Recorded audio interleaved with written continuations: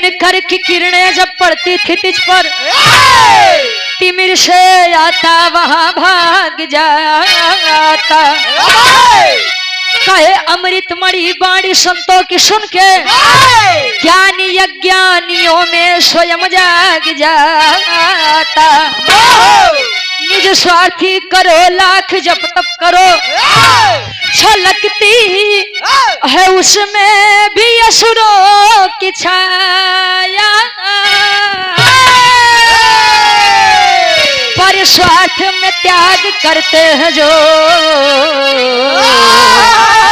वही भक्त भगवान को भी है भाया।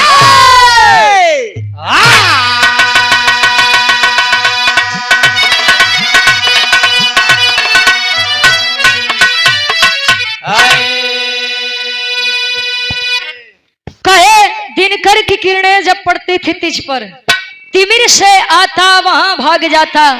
अमृतमणि बाणी संतों के सुन के, ज्ञान अज्ञानियों में स्वयं जाग जाता। जवानी आदमी कहा था कि भैया हम उनके संगत में रहे ऐसे हम खराब है, तो जान लो सबसे बड़ा झूठा है ये बाबू। अभी आप लोग सोचा, रावण के देश में रहता था विभीषण, अब प्रभु श्री रामचंद्र जी के राज्य में रहती थी मंथरा जी। विभीषण नहीं बिगड़न लेकिन मंथरा बिगड़ गई। ता इस संगत का असर नहीं बा, खाली अपने सोच के असर बा। खाली 2-4 दिन कोनो दरुहा के संगे बैठ जा, दिनेश भैया तू नहीं पीबेत का तो क्यों जबरी पी आई, जले तुहार मन नहीं रही कम मंजित भैया, तो जबरी तोरे मुहे में केहू डाही नहीं, तो दूसरे के दोष दे बंद कर दे जाए। बिरहा में कवि जी बड़ी सुंदर गजल के भाव लिखत है, जीवन में कितनो रिश्ता बनोबा लेकिन जावा एक दिन अकेल आई। गीत विजय लाल यादव गुरु जी बड़ा लहाई के गावे कैसे।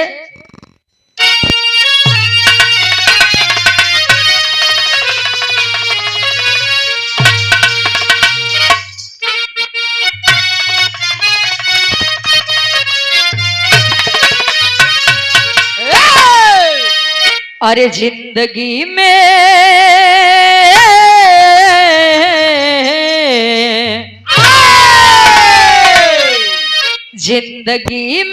हजारों का मेला जुड़ा, जिंदगी में हजारों का मेला जुड़ा। हंस जब जब उड़ा तब अकेला उड़ा, हंस जब जब उड़ा तब अकेला उड़ा।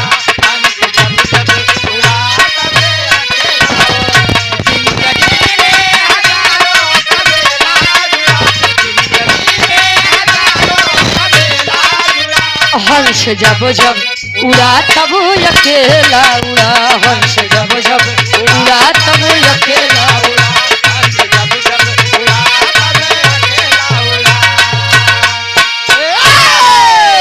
कहे जिंदगी में हजारों का मेला जुड़ा, हंस जब जब उड़ा तब अकेला उड़ा।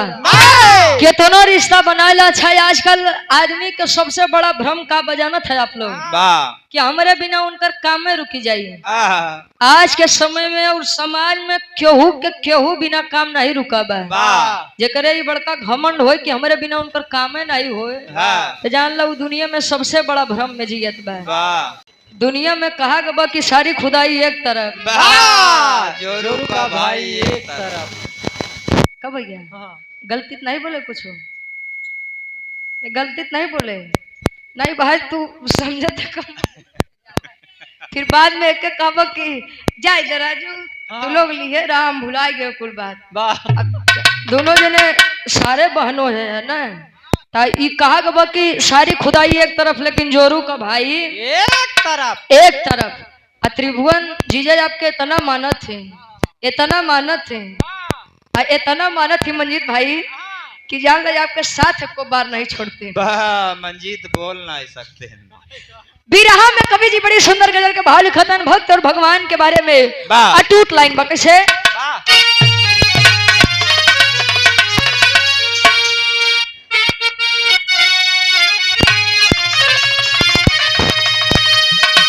अरे भक्ति शक्ति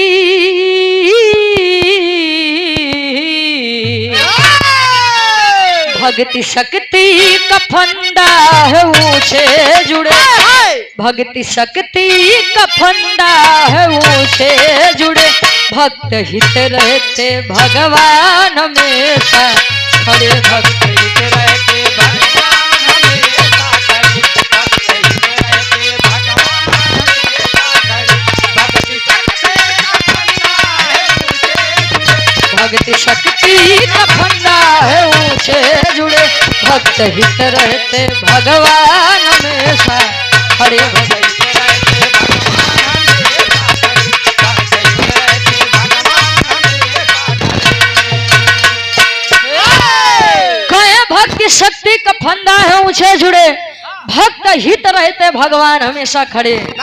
एक गाना चला रहा ना, आप लोग सुने होगा कि भगत के बस में है भगवान, भक्त बिना ये कुछ भी नहीं है, भक्त है इनकी जान, भगत के बस में है भगवान। तब भक्त के बिना भगवान अधूरा, भगवान बिना भक्त अधूरा।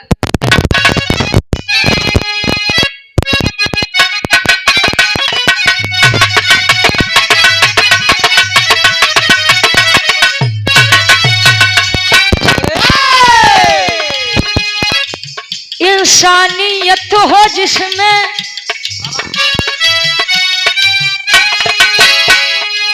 इंसानियत हो जिसमें सच्चा इंसान है, उसके लिए तो सारा जग ही जहान है।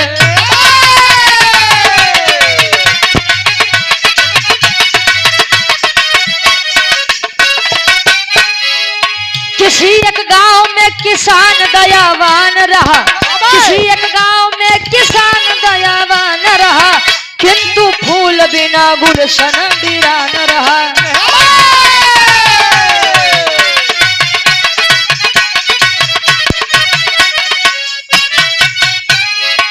देवर्षि नारद का मृतलोक में प्रस्थान हुआ, देवर्षि नारद का मृतलोक में प्रस्थान हुआ, देवर्षि नारद का मृतलोक में प्रस्थान हुआ, देवर्षि नारद का मृतलोक में प्रस्थान हुआ, आए किसान घर यथोचित समान हुआ।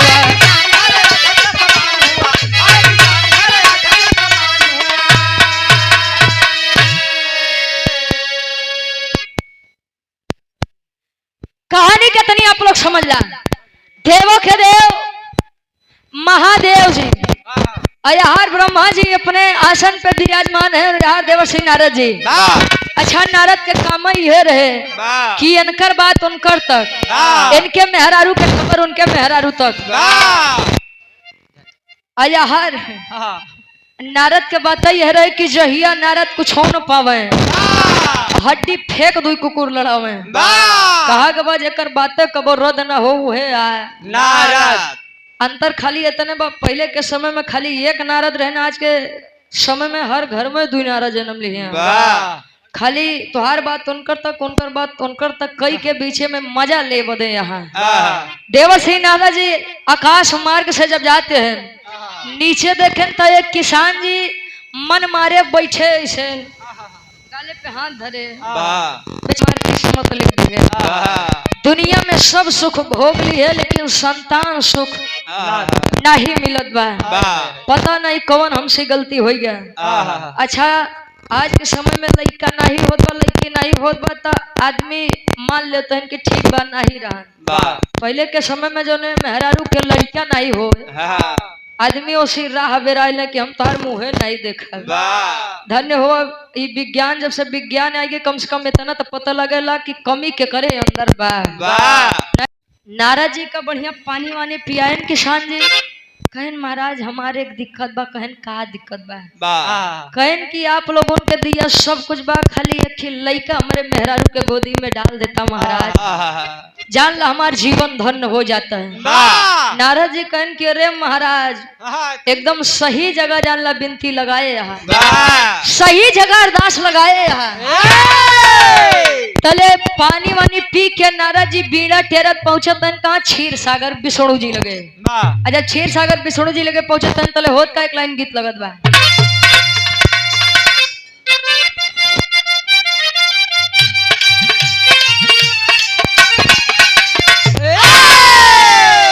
लइका कहे लखे हुजूर कोनो लइकन के गलती, देखे हुजूर कोनो लइकन के गलती ये मिजाज गड़बड़ावेली देखे हुजूर कोनो लइकन के गलती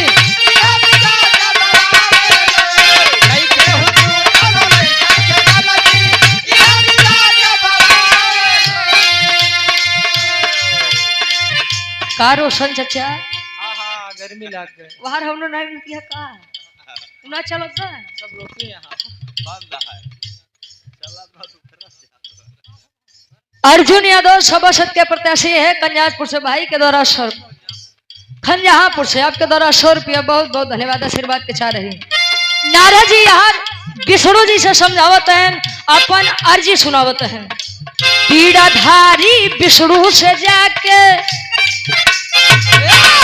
स्वामी पीड़ाधारी विष्णु से जाके अपन बात बतावे ले पीड़ाधारी विष्णु से जाके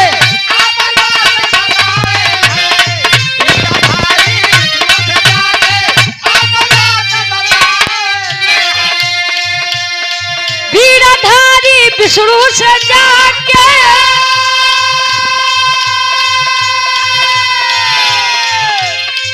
अपन बात सुनावे ले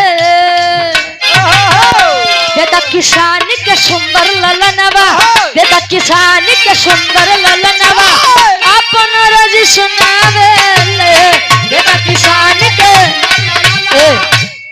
कहे बीड़ाधारी विष्णु से जाके अपन बात बतावे ले बिरहा के आप लोग यार जितना आदमी बैठा हो उतने आदमी सुन ला भैया बीड़ाधारी विष्णु से जाए के कहें कि स्वामी अभी मैं मृतलोक गया था कहें तब कहें वहां पर एक किसान जी मिले बड़े दुखित थे क्यों उनके पास आपका दिया सब कुछ है खाली संतान सुख नहीं है मतलब उनके पास कोई बच्चा नहीं है महाराज हमार खातिरदारी बड़ा बढ़िया की है वो हमसे कहन कि विष्णु जी से कही के कात लइका दिया देता अब हम वचन दे दे स्वामी अब ऐसे अगर देखा जाए तो संसार में हमसे बड़ा आपके भक्त क्यों है ये नहीं बा तो हमारे बात पे किसान जी के खाली एक लड़का दे दा इतनी बतिया जब विष्णु जी सुने कहन लगे पोथी पतरा पलटे कहन बेटवा उकुल तो ठीक बा लेकिन किसान के जिंदगी में संतान सुख है नहीं बा अजवन कर्म किस्मत में लिखाई के बा कहाँ टारे टरे एक काम करा कुछ दिन बाहर मत जाया और किसानों बात भुला जाए हो तू बात भुला जाबा नारद जी जब कहन लइका दे बदे तब विष्णु जी कहन कि संतान सुख करे जीवन में और क्षीर सागर के बाद क्षीर सागर में छोड़ा यार किसान जी के दुआरे एक संत जी अलख जगावत है कौन अलग बा खाटी इलाहाबादी तर्ज लगत बा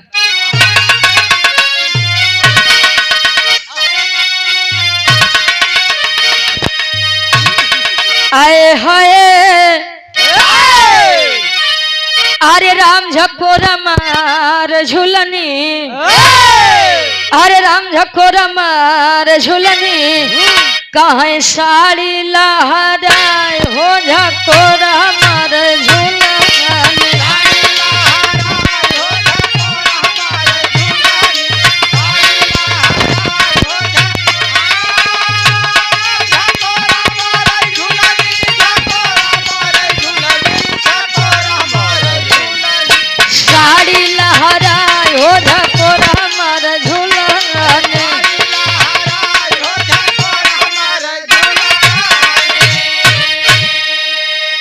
यार किसान जी के दुआरे महात्मा जी अलग जगावत है कौन चीज के अरे जय रोटी दते बेटवाला अरे जय रोटी दते बेटवाला इह वरदान बाज रोटी दते बेटवाला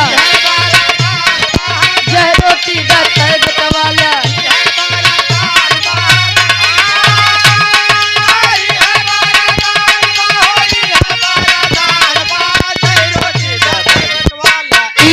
वरदान बाज रोटी दते बेटवाला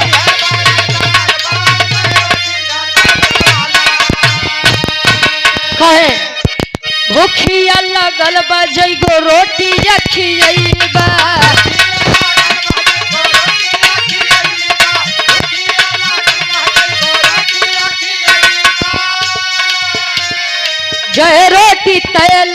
उपहार में पैबा।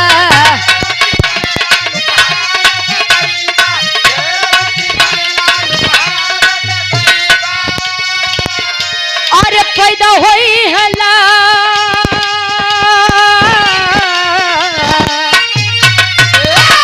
पैदा होई है लाल बनल विधि के विधान बाज रोटी दत्तै बतावला इहे वरदान बाज रोटी दत्तै बतावला कहे जे रोटी दत्तै बेटवाला इहे वरदान बा। इतनी बतिया जब किसान ही सुनन त बेचारू लगे अंदर से दौड़े। उमेश यादव पोस्ट मास्टर साहेब गोधना से 100 रुपया बहुत बहुत धन्यवाद। आशीर्वाद के चाहे कि मुझे अपनी कला में कामयाब रहे। शशिकांत यादव जी के छोटे भाई अमरीश यादव जी भाई के द्वारा 100 रुपया बहुत बहुत धन्यवाद। कहे कि महाराज जय रोटी खिएबा ढेर दिन होइबा कि भोजन नहीं करे। अगर भोजन कराए देबा तो आशीर्वाद दे के जाब कि जय रोटी खिएबा तय लइका तोरे जन्म ली हो। इतनी बतिया जब सुनन तो किसान जी गए बेचारू अंदर दौड़ के रसोई घर में देखो तन तो रोटी गिनत हैं तो 7 रोटी बा। 5 6 7 नहीं सोचा 60 गिनन तो 7 रोटी बा। और 7 रोटी जैसे लेके चलन तले पीछे से मलकिन पकड़ के कुर्ता कहाँ लइके के चाह में तुम्हारा आधी संपत्ति लुटाई दिया। ई सब करे से लइका होई खान की ये तनी चुप रहो एक बार ये उड़ दिखाई दे के जान किस्मत हमारे साथ दे दे लइका के किलकारी घरे में गुजिन जा। अच्छा देखा लइकन के मोह है तनी तेज बा कि दुनिया में सब सुख एक तरफ लेकिन संतान सुख एक तरफ। कोई भी हो लइका होके चाहे लइके लेकिन ओकर बियाह बाबा तो सोची कि हमरे कोनो संतान होके जवन भविष्य में लइका होई त जे हम हूँ के मम्मी और पापा बोलावे। अब जे जेकर ढेर करेजा कठोर बा भाई उहे नहीं सोची। अब यहाँ किसान जी पहुंचो तन महात्मा जी का 7 रोटी खियाए। अच्छा धीरे धीरे समय बीता महात्मा जी आशीर्वाद देन धीरे धीरे समय बीता। अब महात्मा जी के आशीर्वाद से हो थका टेरी के भाव लगत बा।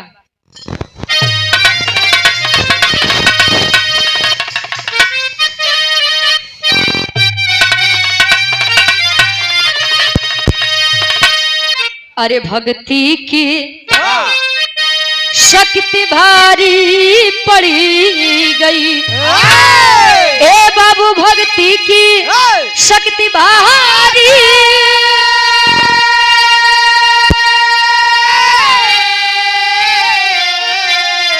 अरे भक्ति की शक्ति भारी पड़ गई तो भैले 7 लाली अब महाकुठी फुलवारी।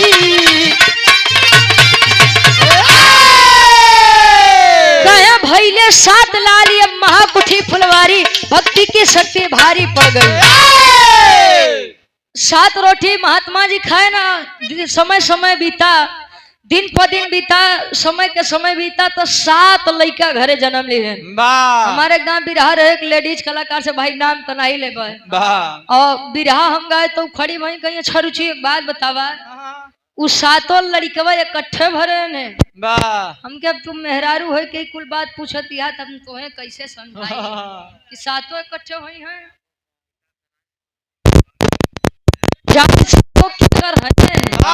सात गदेला केकर है आज अब आए तो ले होत का एक लाइन गीत लगत बा आई गीतिया के फिल्मी दुनिया वाले बड़ा लहाई के गांव में एक लाइन अभी आ क्या आखिरी तरफ बा कैसे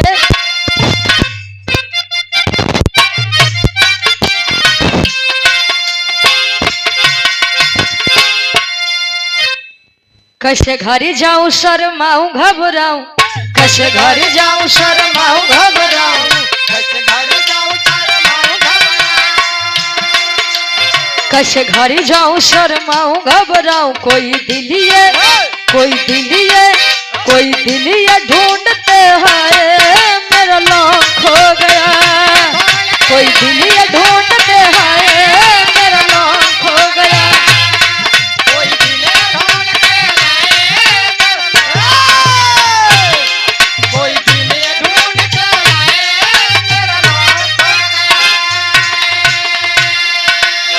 कोई के ढूंढ दे हाय मेरा लौंग खो गया। वाह एक लवांग हो था खाए वाली हाँ, और एक लौंग हो था पहिरे वाली नाके में। वाह ज्यादा वही सब समझ नहीं खाए वाले। अब चाहिए जब समझे समझे समझे फेर अब वाह कह देवेंद्र भैया नहीं उनके मत समझावा।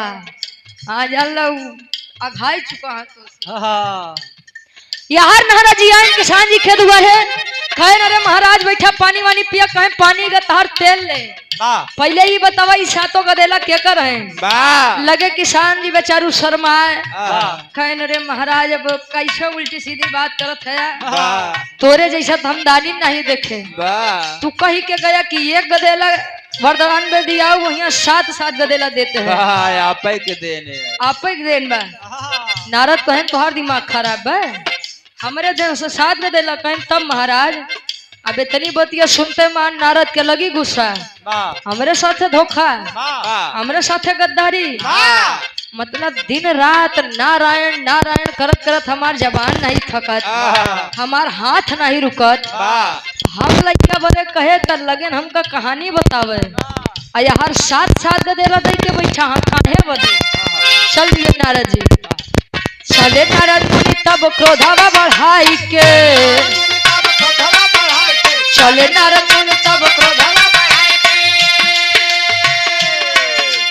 विष्णु के पास तब पहुँचे हैं जाई के विष्णु के पास तब पहुँचे हैं जाई के प्रभु जी से बात बतैबे सोचे मुनि रैया सोचे मुनि रैया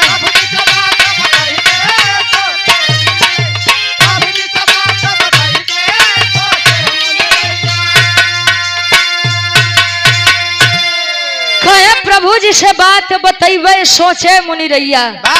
आए थल नारद जी गुस्सियाई के अब विष्णु जी देखते मान समझ गए कि नारद के था बदे आया है वाह लागत बा किसान तक पहुंच गए और किसान के सातों गदेला देख ले वाह लगे बेचारो विष्णु जी हिले कांपे। वाह नारद जी जब पहुंचा कहे महाराज के प्रश्न करे बा कहे हाँ बेटा बोला है वाह रेल काहे फंसा कहन कस बड़ा अटक अटक बोलत है यार वाह लागत बा कि अब नाही बचब कहे कि तोहार दिमाग खराब बा वाह सृष्टि के देख रेख आप करत है आह, आप नहीं रह तो सृष्टि के देख रेख के करी महाराज वाह एकर कोनो इलाज बा आह, कहें इलाज बेटवा खाली एकर एक बा वाह चली जाई संसार में अजय सबसे बरियार हमार भक्त होई वाह सबसे बड़ा भक्त हमार होई खाली ओकरे एक आंखें का खून लिया कि हमके दे दी है वाह हम पी लेब ठीक हो जाब। वाह नारद कहन कि जल ई ठीक नहीं हुई है तले प्रश्न करब उचित नहीं बा वाह आई ठीक नहीं हुई है तो हमरे सवाल के जवाब ना मिले नहीं मिले। वाह एक हाथ में चाकू एक हाथ में कटोरा लई के नारद पहुंच गए कहा मृत्युलोक में वाह पहुंचा तन कैसे आल्हा के भाव पापट के भाव लगत बा कैसे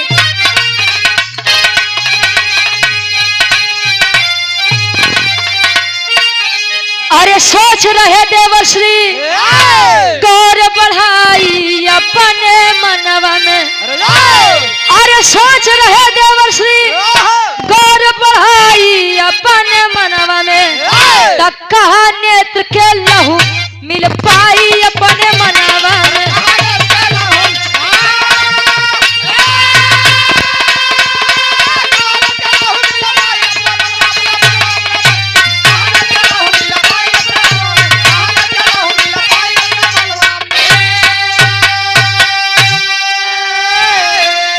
अरे धर धर भटक रहे मुनि नारद हाथ में पात्र उठाई हो पूर्ण हुई न मन की मनसा संत पे बात जब आई हो अरे सोच सोच के करे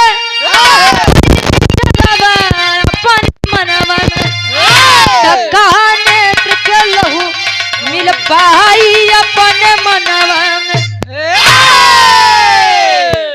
एक हाथ में चाकू एक हाथ में कटोरा लई के नारद पहुंचत है मृत्युलोक में। वाह अजय देखत तहन तनी सा तिलक चंदन लगाए बा आह, चाकू कटोरा पीछे कह के भैया तू विष्णु जी के भक्त है वाह अच्छा क्वालिटी बताई हम लोगन के। वाह जवान आदमी सम्मानित बा, जेकर मान सम्मान बा, वो अपने मुँह से अपन बखान कब्बो नहीं करी। वाह आ जेकर खाली वह बा कि खाली 2 पैक चढ़ ही जाओ। वाह ठीक अरे महाराज हमसे बड़े हगाम तो है ये नहीं बा। हाँ, जान लो अब डिफेंडर अवैन वाली बा, वाह स्कॉर्पियो घरे खड़ी बा, फॉर्च्यूनर घरे खड़ी बा, वाह डिफेंडर आवे वाली बा। हाँ, अरे रुक जा महाराज खरीद ले तब चली। सब जान ल पिए के बाद ही हेलीकॉप्टर उतारे के दम रखा थे। वाह आज जब वो खत्म हो गया तो साइकिलों भर के कीमत नहीं दिखा। वाह कस मंजित भैया समझत है का? हाँ, उनके सुध आएंगे काल वाले। अच्छा हम कलिए वाली बात याद करते हैं भैया। ए भैया यार महाराज जी जकरा लगे पूछा कहा महाराज विष्णु जी के भक्त है? कहन अरे पूछा मत, वाह जल एक विष्णु जी का हम एक लोटा जल नहीं चढ़ाई तोले हम खुद जल नहीं ग्रहण करी। वाह कहने महाराज तब सुना हाँ, विष्णु जी का जान खतरे में बा, लावा एक आँखी के खून या पंद्या। वाह कहे महाराज अब इतनो बड़ा नहीं बाटी हाँ, कि हम अपने आँखी के खून दे देब उनके।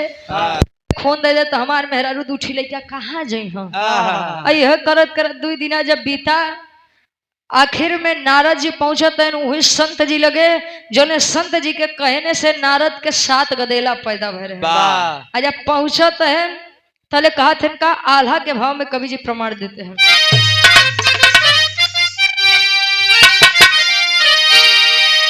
अरे निर्धन के मिले जैसे ज्ञान के गठरिया भैया,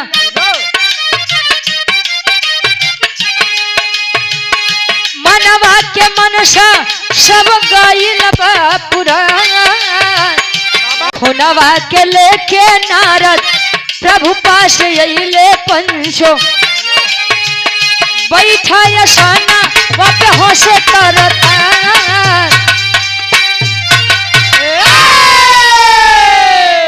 संत के पास आए, आंखों में आंसू लिए, कहे महाराज एक बात कही। कहा कहन विष्णु जी के जान बड़ी खतरे में बा। उन्होंने कहा है कि संसार का जो सबसे बड़ा मेरा भक्त होगा खाली वही की आंखी के खून लिया के दे दो, पी लेते न ठीक हो जाते न महाराज। कहा तू विष्णु जी के भक्त है? कहे महाराज ढेर बरिया तो नहीं लेकिन छोट मोट भक्ति भावना कई ली थी। और मैं तो बड़ा प्रसन्न हूँ कि मेरा ये नाश्वर देह है, मेरा नाश्वर शरीर भगवान विष्णु के काम आ रहा है। उठाए के चाकू मारे ना आँखी में, खूने के धार जा बहा लगे कटोरा आगे कह के खून रोप के। यार संत बेचारू एक आँख फोड़े अपन बैठा यार खून लेके पहुंचत है क्षीर सागर। खाली मने में खुशी बा कि अब महाराज के पी ली हाँ ठीक हो जाएंगे और हमारे प्रश्न के हमका जवाब मिले कि आखिर मेरे कहने पर आपने कह दिया कि किसान के जीवन में संतान सुख नहीं है तो वो सातों कहाँ से आए। आइए पहुंचे खून लेके जैसे पहुंचने लगे विष्णु जी हंसे, कहने रे बाप रे। जब विष्णु जी खून के खुशबू से इतना प्रसन्न है, अरे भगवान विष्णु हंस के करे आई पयनवा नारद जी, तो हमसे बड़ा बटे भक्त के यशनवा नारद जी।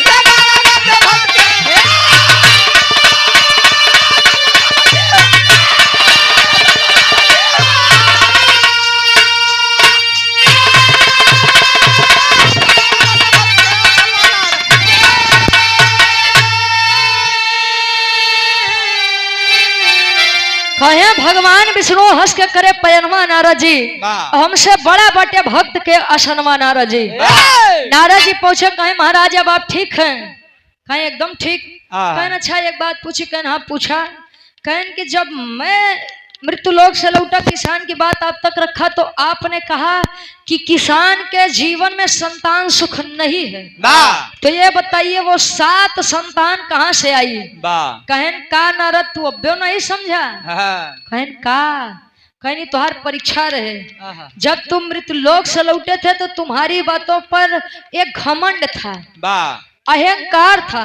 अहंकार यह था कि तुमने कहा कि सबसे बड़ा भक्त मैं आपका हूं दुनिया में, और जब हमार हाल तनी गड़बड़ भय हाँ हम कहे बेटवा जा जे संसार के सबसे बड़ा भक्त बा ओकर खून लेके आवा बा त तू चाकू कटोरा लेके मृत्यु लोक टहरे लागे बा ई बतावा कि तू केकर भक्त है बा बस बेटवा खाली मोहे से नारायण नारायण जपत है हाँ कि मनो में हमरे प्रति भक्ति बा बा अब मन में अगर हमरे प्रति भक्ति हो तो तू शायद मृत्यु लोक ना ही जाता है बा इतनी बतिया जब सुने त नारद जी के घमंड टूटत बा अब पश्चाताप करते हैं कैसे बा अरे करे पश्चाताप है मन में बीड़ा धारी फूटी हुई याद प्रभु दिए हैं समारी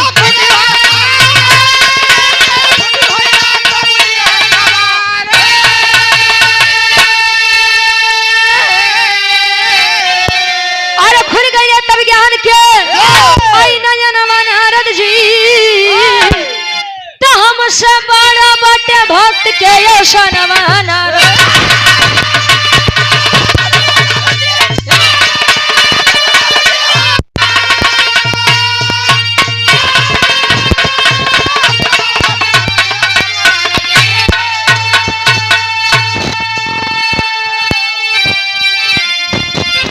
अमरीश यादव जी के परम मित्र प्रिय सत्येंद्र यादव ओरी से 100 रुपया सोहर के फरमाइश भैया बहुत बहुत धन्यवाद करें गुरु बिहारी गुरु गणेश यार पश्चाताप होवा अहंकार टूटा बा यह बता कहा जाता कि अहंकार और घमंड बा अच्छे अच्छे का नहीं चलत बा आजीवन में राख होए बता खाली इंसान जीवन भर एक दूसरे से जलत रहते बा पड़ोसी अंधियारे में रहे तो नहीं दिखाई तनी सा बड़का हाइलोजन लग जाई तो कुल जने का आंख हो जाई बा एक एक कैदा ओके कैदा आदमी जनो हुई अरज के मर जा बेचारा बा बारे दुनिया आखिरी में खानदान के परिचय बा गुरु बिहारी गुरु गणेश गुरु रामलाल गुरकारी सर्वश्रेष्ठ दिखा कवि भारत जीवन है पुजारी हो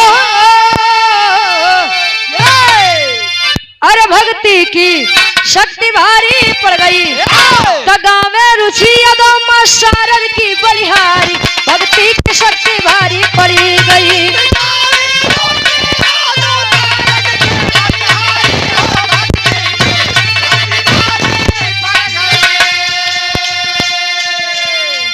नहीं चाहिए दिल दुखाना किसी का नहीं चाहिए